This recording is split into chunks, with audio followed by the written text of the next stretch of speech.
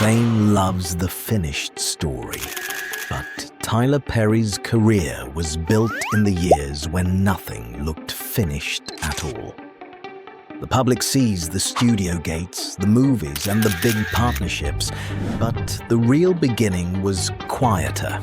A notebook, a rented stage in Atlanta, Georgia, and a play that almost nobody came to see. The climb did not look like a climb. It looked like starting over with the same idea until the audience finally arrived. Staying to the end matters because this is not only a story about success, it is a story about control in a business that rarely hands it over. Tyler Perry learned how to build a system where the work could survive trends, criticism, and closed doors. Before the name became a brand, Tyler Perry was a young man trying to turn private pain into public language. Writing became a release, and that habit grew into a first stage play. He raised money through odd jobs and staged it in Atlanta in 1992. The show received little attention, and the money disappeared fast.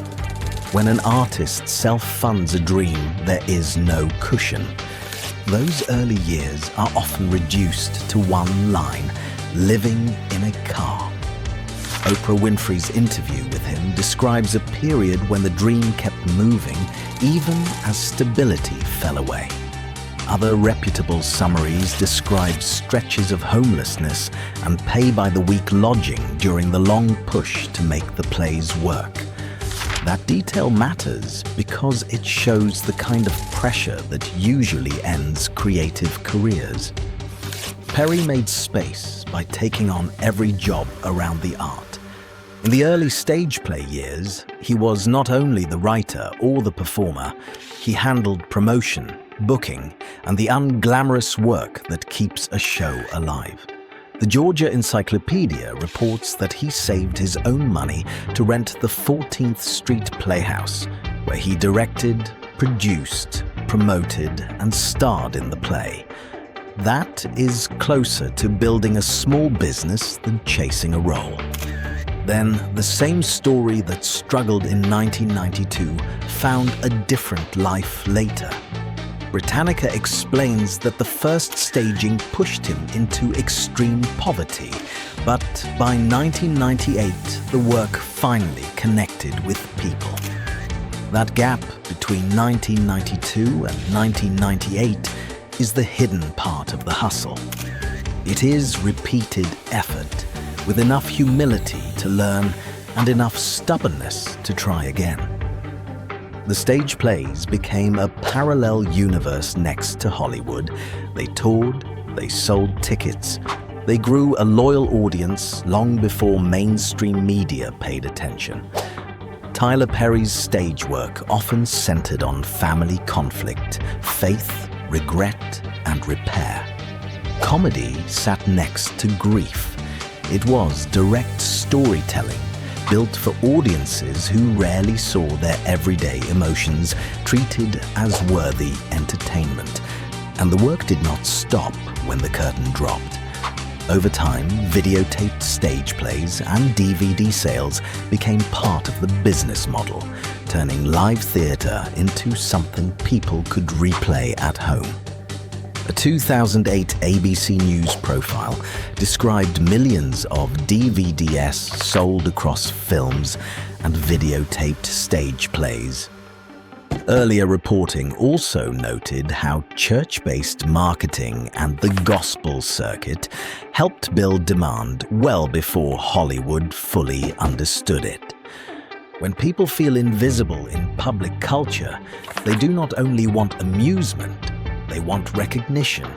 They want a story that says, life is hard and it still counts. Perry's plays offered that kind of recognition, and the audience responded with loyalty, not just applause.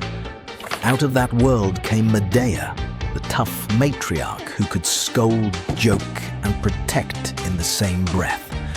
The character first appeared in a stage play in 1999 and became central to Perry's wider success. Medea is easy to describe as comedy, but she also works like a storytelling tool. She says the blunt truth other characters avoid, and she turns private family rules into public theatre. When Perry moved into film, the same pattern held. The 2005 film Diary of a Mad Black Woman, based on his play, arrived with an audience already built. Box office reporting at the time noted a strong opening weekend and a #1 debut. That moment looks sudden, but it was closer to a transfer of energy. The audience that had been buying tickets in theaters brought its loyalty into the multiplex. The next phase of the hustle was scaling. Write the story, produce it, market it, release it, repeat. Many celebrity careers are built on scarcity and mystery. Perry's career was built on consistency, and that consistency became a production discipline more than a personality trait. The cultural response to Perry's work has been complicated. The Medea character has been loved and also criticized, and debates about representation have followed him for years. But the business impact is clear. A creator built a direct pipeline to an audience, and that pipeline became leverage. That leverage eventually became a place. Tyler Perry Studios in Atlanta is not just a logo, it is infrastructure.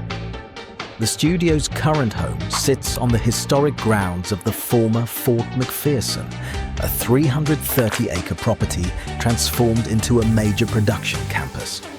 Profiles describe multiple sound stages and permanent sets designed to keep production moving without constant rebuilding. Spectacle isn't the goal, control is. The 2019 grand opening was framed as historic, and it drew major attention. Yet the most telling detail was not the guest list. It was the naming of sound stages after black pioneers in entertainment. That choice makes the studio feel like more than a business. It makes it feel like a record of who helped shape the art. Deal-making followed the same logic. In 2012, Oprah Winfrey's network announced a partnership with Perry as it expanded into scripted programming. Over time, Perry's work also became closely tied to Beat and Bet Plus, with Bet Plus launching in 2019 as a joint venture where his programming would be central. In 2024, Paramount's press materials described an extension of that partnership through 2028, pointing to the scale of ongoing production. Streaming added another layer. Netflix announced in 2024 that Perry expanded his creative partnership with a first-look series deal, building on an existing film relationship. By 2025, Netflix was promoting a new Medea film, showing how the character could travel into a global platform era without losing its core identity. All of this leads to the central realization. The popular story is that Tyler Perry worked hard and got lucky. The deeper story is that he refused to be movable.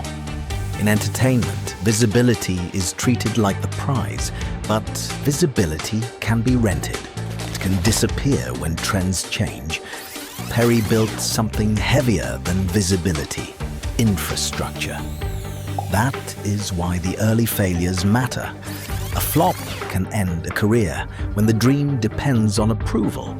A flop becomes information when the dream is treated like a business plan. Perry learned how to reach an audience, how to speak in a tone that felt familiar, and how to show up with dependable frequency. The hustle was not just hours. It was the choice to build ownership in an industry that often sells access instead of control.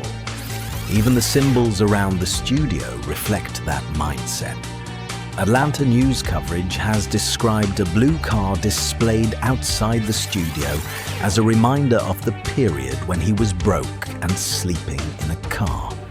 It is a small object with a sharp message. The past is carried forward as a warning against complacency. Forbes has listed Perry among celebrity billionaires, connecting his wealth to the value of ownership and a large creative catalogue, not one single breakout hit. That fact can look like a finish line, but it is better understood as proof that the model held, because the true hustle is still quiet. It is the discipline of writing again when the room is silent. It is the decision to keep producing when critics are loud. It is the willingness to be misunderstood while the audience grows patiently. Perry's career shows how fame can be turned into something more durable than applause, a system that keeps creating opportunities even when attention wanders. In the end, two images follow Tyler Perry. One is the entertainer in costume, turning family chaos into laughter.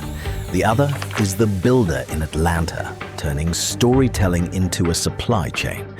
Both images are real, and the space between them is where the cost of success lives. Celebrity life is often a performance of power. The strongest version of power is quieter. It is ownership. It is space. It is distribution. It is the ability to keep working without asking permission.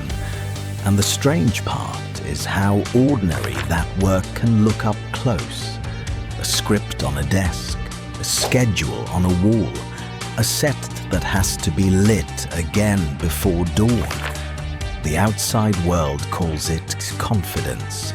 The inside world often feels like concentration. Somewhere between the first empty theater and the largest soundstage, a person learns what can be controlled and what cannot.